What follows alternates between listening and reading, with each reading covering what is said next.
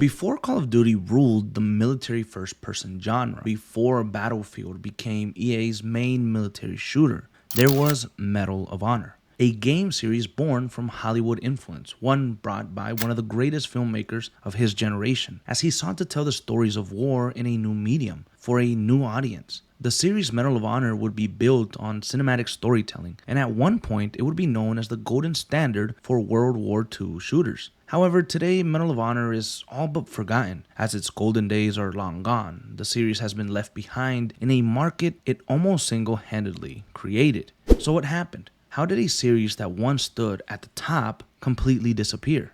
Well, let's go back to the beginning.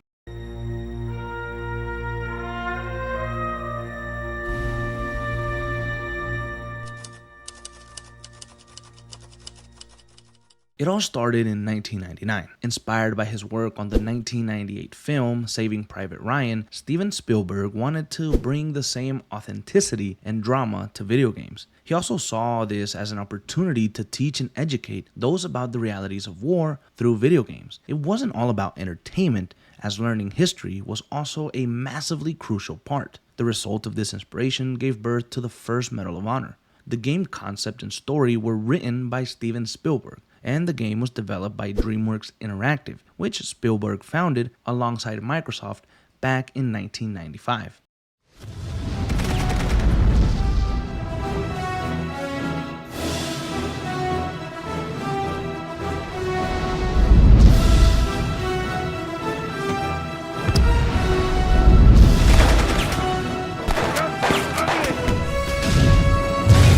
Electronic Arts and DreamWorks Interactive present Medal of Honor.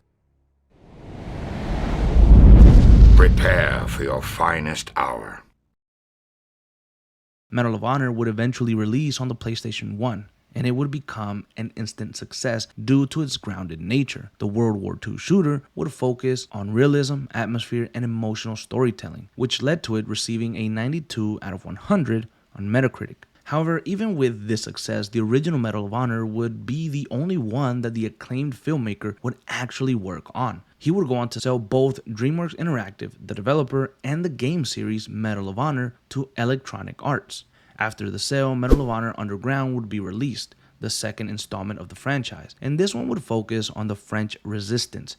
The game would be received well, getting an 86 out of 100 on Metacritic. However, some fans felt that the game missed some of the tightness around the plot that was brought by the original. Regardless of this, the Medal of Honor series would continue its rise as the #1 World War II game on the market, and its early success would set the stage for much bigger things to come.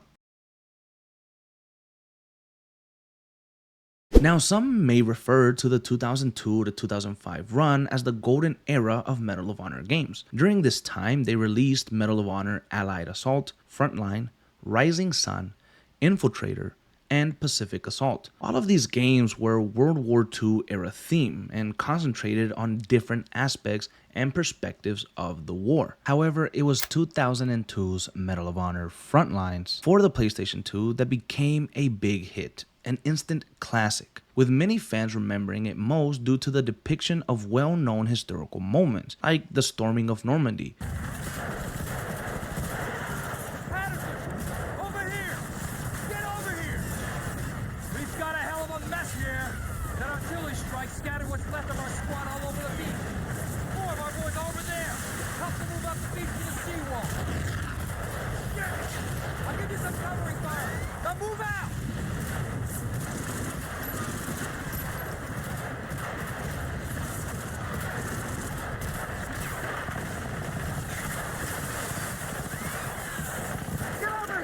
Frontline delivered a cinematic World War II experience like nothing video games had seen before it, and it took home many awards for the year, as well as a nomination for First-Person Action Game of the Year. Meanwhile, on the PC side of things, Medal of Honor Allied Assault became legendary in its own right, also releasing in 2002, and by 2006 it would be the 9th best-selling computer game on PC.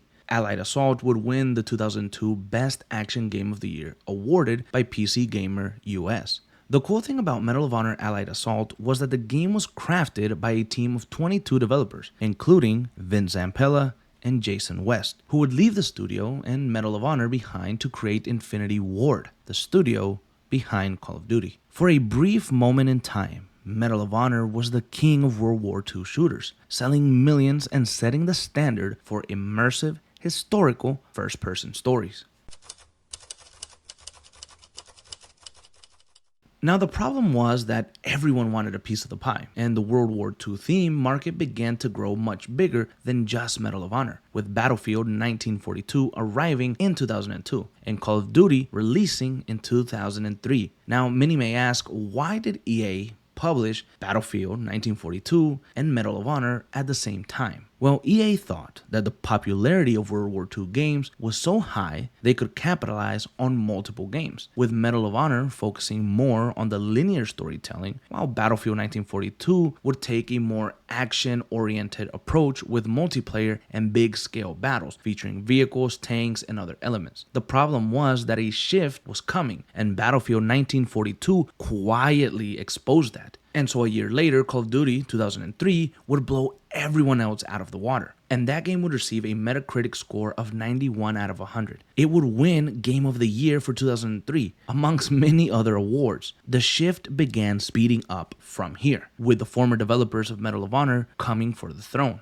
Here, Medal of Honor possibly saw the writing on the wall, and in order to capitalize and stay on top, they began to push the Medal of Honor games out fast. And I mean very fast, with 6 new entries arriving in the short span of 3 years. This meant that the quality of the product began to sink, and the review scores dipped into the 60s and 70s. EA pushed, but they could never replicate the lightning in a bottle that was Frontline or Allied Assault.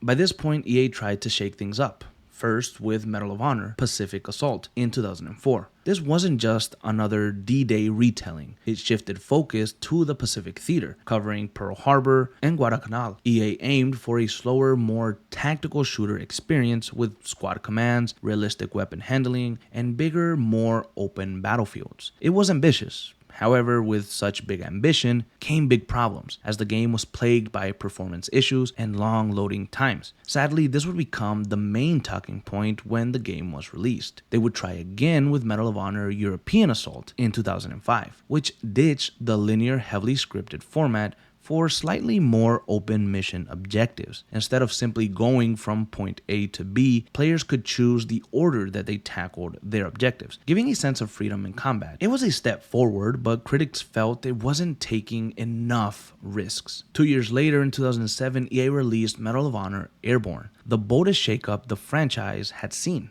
Airborne let you parachute into missions from the sky, choosing your landing point to approach objectives from any angle. It used a hub-like design within missions, letting players move between areas a little bit more freely, instead of being railroaded down a very tight corridor. The concept was innovative, but the execution had problems. Repetitive enemy spawns, underwhelming AI, and the lack of variety in mission design. Even the game received average reviews. And by this point, it was clear that EA was experimenting with structure, pacing, and even the settings. But nothing was truly sticking. The series couldn't decide whether it wanted to be a historically grounded war story or a more open-ended tactical shooter, or even a fast-paced arcade FPS. During the process of figuring themselves out, Call of Duty knew exactly who they wanted to be, and they were about to change the FPS genre forever.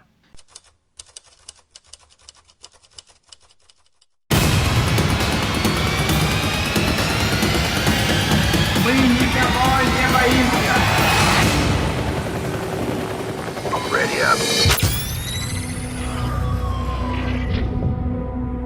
In 2007, Call of Duty released Modern Warfare, which took the gaming world by storm, ditching the World War II era concept that others, like Medal of Honor, were afraid to leave. Call of Duty tackled a military first-person game set in modern times, with modern weapons and dealing with modern problems, which was a new, innovative, and above all, fun way of playing. This shift caused fans and gamers alike to want a more fast-paced multiplayer and a cinematic story with real consequences set again in the present day, something that we could relate to. Modern Warfare would receive a 91 out of 100 on Metacritic and kill it at the award season. EA needed to respond quickly, or it would be left behind for good. Medal of Honor knew that they couldn't continue to release World War II games, and they knew that the perspective of the #1 military first-person game was shifting swiftly into the hands of Call of Duty. And with the success that the modern war era game brought, EA and Medal of Honor decided to reboot the entire Medal of Honor franchise and rebrand it into something new and modern. The development for this game began in 2007, and it would finally release in 2010, making it a long development cycle compared to previous years.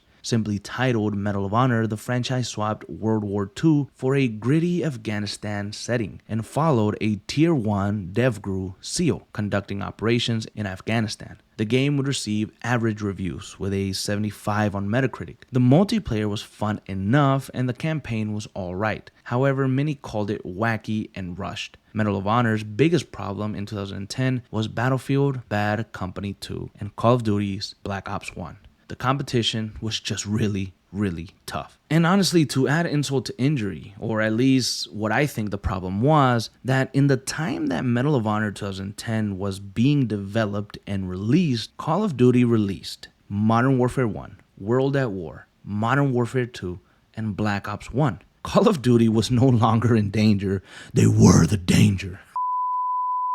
I'm sorry. What I'm trying to say is that Call of Duty took over in those 3 to 4 years. It was done. Medal of Honor missed the boat, missed the shot. They got old, they lost a step, and the new generation Call of Duty was here to take it all. Medal of Honor was even called COD Light by its critics due to the fact that they believed Medal of Honor now lacked a unique identity in a genre they formerly dominated. That must have hurt to be called COD Light. The mighty fell hard when it came to Medal of Honor.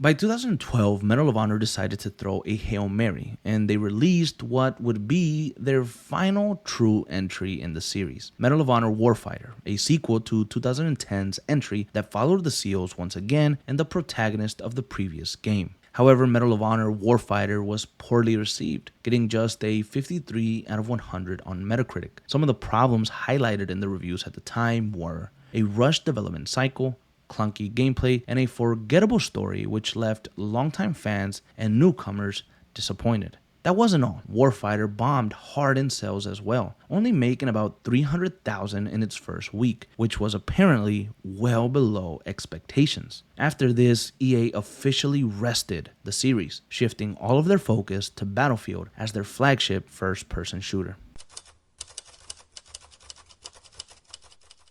The series lay dormant for 8 long years before Respawn Entertainment brought the series back with Medal of Honor Above and Beyond, a VR-exclusive World War II game. And honestly, I think that may have been the problem. There wasn't any real buzz around the game or its return. And I would venture into saying that VR gaming is still somewhat of a niche concept, as most day-to-day casual gamers probably don't own a VR device, so the game really didn't make any waves. And many critics said that although the game had impressive historical detail, it was bloated, awkward to play, and failed to reignite mainstream interest. And so the series has once again gone into what appears forced hibernation.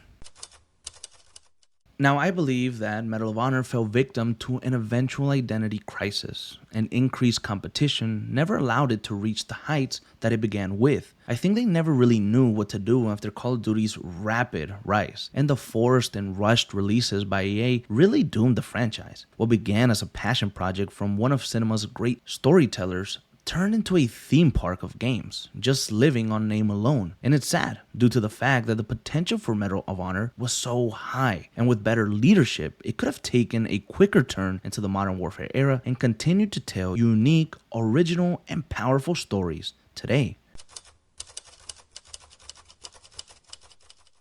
Still though, for those who were there, Medal of Honor was special. It introduced cinematic storytelling to shooters and set the stage for the FPS genre's evolution and gave us some really unforgettable moments. I think Medal of Honor's legacy is that without it, we may have never seen the rise of the military first-person shooter. So, what's your favorite Medal of Honor game? Do you think the series deserves a proper comeback, or should it remain a piece of first-person history?